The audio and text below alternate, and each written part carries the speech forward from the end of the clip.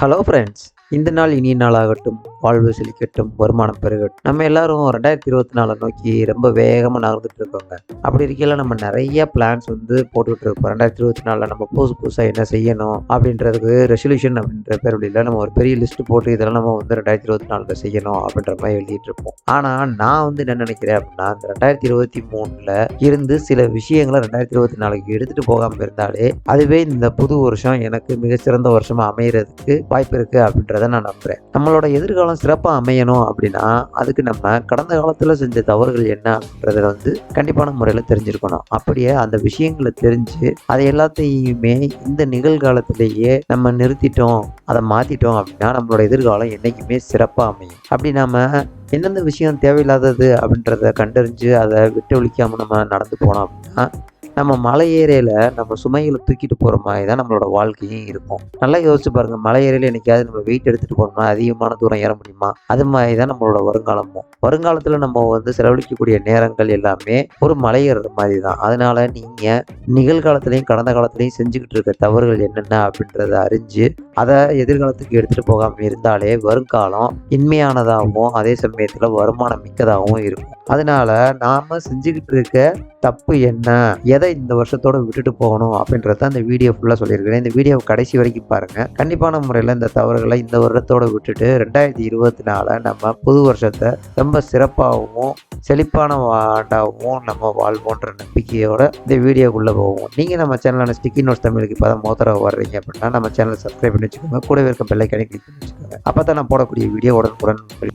Friends, நம்ம அடுத்த வருஷத்துக்கு எடுத்துகிட்டு போகக்கூடாத விஷயங்களில் இந்த விஷயம் ரொம்பவுமே முக்கியமானது. அதான் நான் முதலையே சொல்லக்கூடியதாக இருக்குது. அது என்ன அப்படின்னா வருத்தங்கள், வெறுப்பு மற்றும் மனக்கசப்புகள்.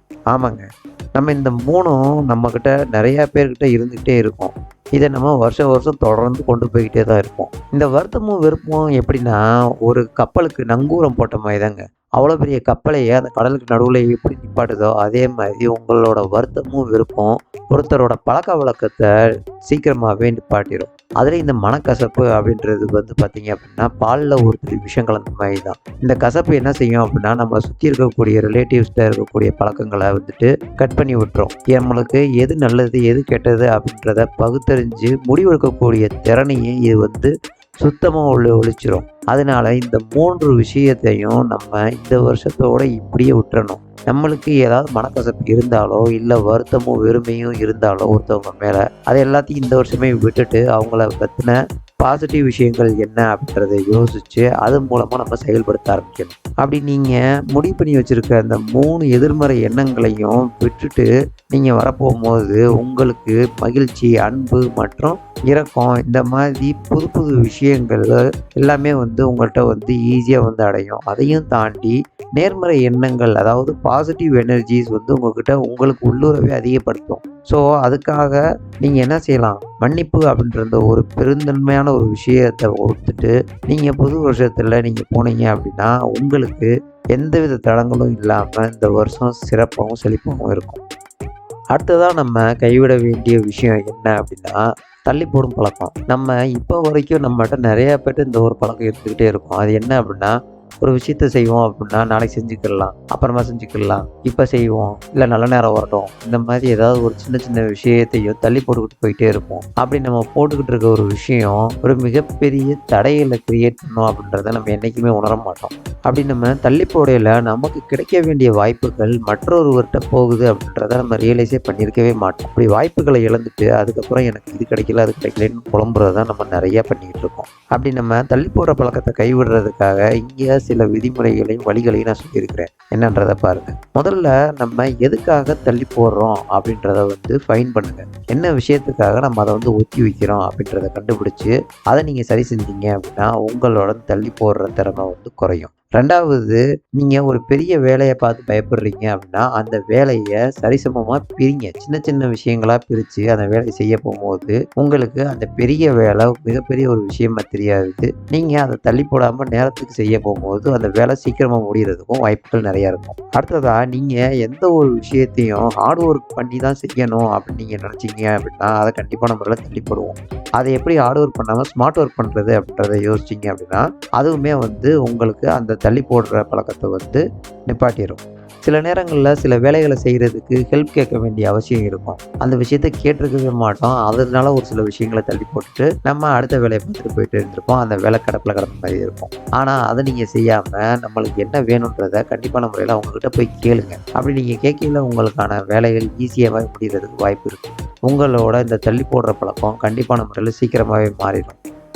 ஃப்ரெண்ட்ஸ், அப்படியே நீங்கள் நம்ம சேனலான ஸ்டிக்கி நோட்ஸ் தமிழ் சப்ஸ்கிரைப் பண்ணிவிட்டு அப்படியே இந்த வீடியோக்கு ஒரு லைக்கை போட்டு இந்த வீடியோ பற்றின கமெண்ட்டை நீங்கள் சொன்னீங்க அப்படின்னா நானும் இப்போ வர வருஷத்தில் எது புதுசாக அப்டேட் பண்ணணும் அப்படின்றத தெரிஞ்சுக்கிடுவேன். அப்படி அப்டேட் பண்ணி உங்களுக்கு இன்னும் சிறப்பான வீடியோக்களை தொகுத்து வழங்குவேன். நம்ம அடுத்ததாக கைவிட வேண்டிய விஷயம் என்ன அப்படின்னா டாக்ஸிக் ரிலேஷன்ஷிப். உங்கள் பாஷையில் சொல்லணும் அப்படின்னா கெட்டணம் பிடிச்சவங்க.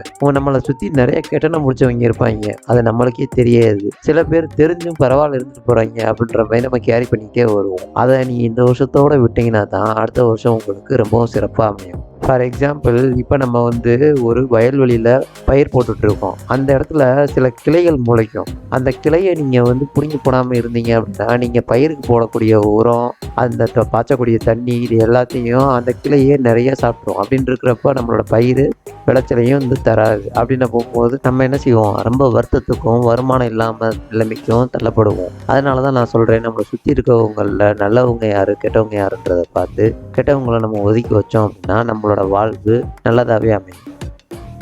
அடுத்ததாக நம்ம கைவிட வேண்டிய விஷயம் என்ன அப்படின்னா எதிர்மறை எண்ணங்கள், எதிர்மறை பேச்சுக்கள். அதாவது என்ன அப்படின்னா நம்ம ஒரு விஷயம் நெகட்டிவாக சிந்திக்கிறோம் இல்லை நெகட்டிவாக சொல்கிறோம் அப்படின்னா அது நம்மளை சுற்றி எப்போவுமே வைப்ரண்ட்டாக இருந்துக்கிட்டே இருக்கும்.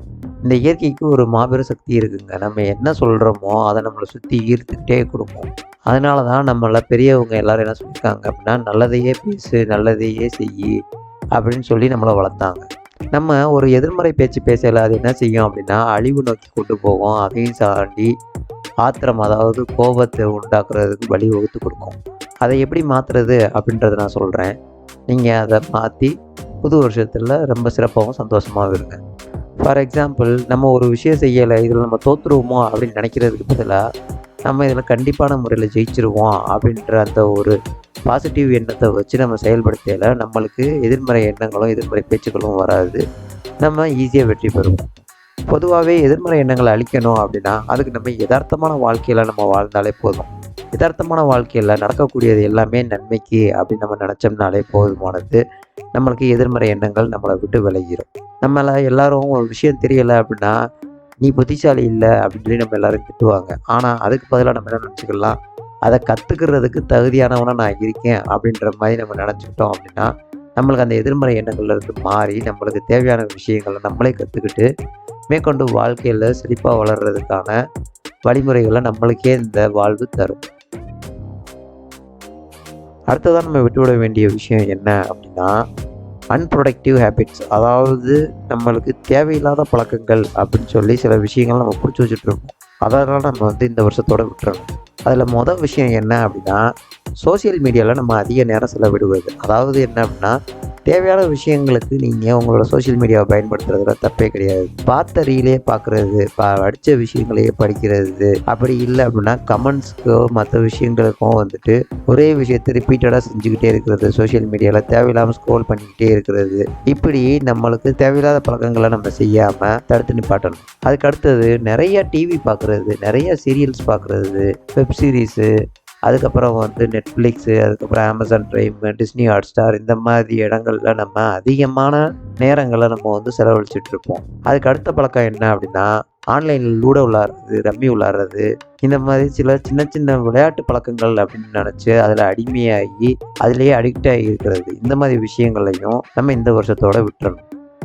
இந்த லாஸ்ட் பட் நாட் லீஸ்ட், இந்த ஒரு விஷயத்தை நம்ம நிறையா பேர் அனாவசியமாக பிடிச்சி தொங்கிக்கிட்டே இருப்போங்க. இதை நீங்கள் எத்தனை வருஷம் எத்தனை ஜென்மம் எடுத்தாலும் நம்மளால் மாற்ற முடியாது. ஆனால் இந்த வருஷத்தோடு இதை தயவுசெய்து விட்டுட்டு போயிருக்கோம். அது என்னன்னு தானே கேட்குறீங்க? பாஸ்ட்டை பற்றி நினச்சிக்கிட்டே இருக்கிறது, பாஸ்ட்டை பற்றி பெருமையாக பேசுகிறது. நான் அப்போ எப்படி இருந்தேன் தெரியுமா, நான் எவ்வளோ பெரிய பணக்காரனாக இருந்தேன் தெரியுமா, என்கிட்ட எவ்வளோ பேர் வேலை பார்த்தாங்க தெரியுமா, நான் என்ன பொசிஷனில் இருந்தேன் தெரியுமா, இந்த மாதிரி பழைய விஷயங்களையும் பழசையும் பற்றி பேசிக்கிட்டே அதை பற்றி நினச்சிக்கிட்டே இருக்கிறதுனால உங்களுக்கு வாழ்க்கையோட முன்னேறி போகிறதுக்கான பாதைகளும் அதுக்குண்டான வழிகளும் தெரியாமலே போயிட்டோம். அப்படின்னு இருக்கிறப்ப நீங்கள் எவ்வளோ பழசை நீங்கள் பேசுகிறீங்களோ அதுலேயே கிடதண்ணி மாதிரி கிடந்து நீங்கள் ஒரு அழுக்காகவும் குட்டியாகவும் தேங்குவீங்களே தவிர்த்து ஒரு நீர் ஓடையாக நீங்கள் உங்களால் வளர்ந்து வர முடியாது. அதுலேயும் நம்மள பல பேர் கடந்த காலத்தில் நடந்த பெரிய விஷயம், நல்ல விஷயத்தை பற்றி மட்டும்தான் பேசிக்கிட்டு இருப்பாங்க. அதில் நடந்த கசப்பான உண்மைகள் என்ன, அதை எப்படி மாற்றணும் அப்படின்னு சொல்லி யோசிக்கவே மாட்டாங்க. அப்படி இல்லை அப்படின்னா எனக்கு அப்போ அப்படி நடந்துருச்சு அப்படின்னு சொல்லிட்டு அதையே பிடிச்சிக்கிட்டு தொங்கிக்கிட்டு தான் இருப்பாங்க.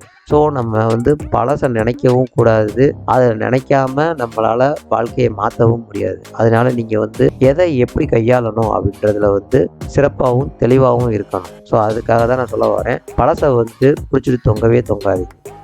ஸோ நான் மேலே சொன்ன எல்லா விஷயங்களையும் இந்த வருஷத்தோடு நீங்கள் கையை விட்டுட்டு அடுத்த வருஷத்துலேருந்து இந்த விஷயங்களை செய்யாமல் புது புது விஷயங்கள் நீங்கள் செஞ்சீங்க அப்படின்னாலே உங்களோட வருங்காலம் மிகவும் சிறப்பாகவும் செழிப்பாகவும் வருமானம் மிக்கதாகவும் இருக்கும். கண்டிப்பான முறையில் இந்த வீடியோ உங்களுக்கு பிடிச்சிருக்கும்னு நான் நம்புகிறேன். இந்த வீடியோ பிடிச்சிருந்தா லைக் பண்ணுங்கள், கமெண்ட் பண்ணுங்கள், உங்கள் ஃப்ரெண்ட்ஸுக்கும் ஷேர் பண்ணுங்கள். முக்கியமாக நம்ம சேனலான ஸ்டிக்கி நோட்ஸ் தமிழை சப்ஸ்கிரைப் பண்ணி வச்சுக்கோங்க. கூடவே இருக்க பெல் ஐக்கானை கிளிக் பண்ணி வச்சுக்கோங்க. அப்போ தான் நான் போடக்கூடிய வீடியோ உடனுக்குடன் உங்களுக்கு கிடைக்கும். நான் உங்கள் Gopinath Pandian, signing off tata bye by.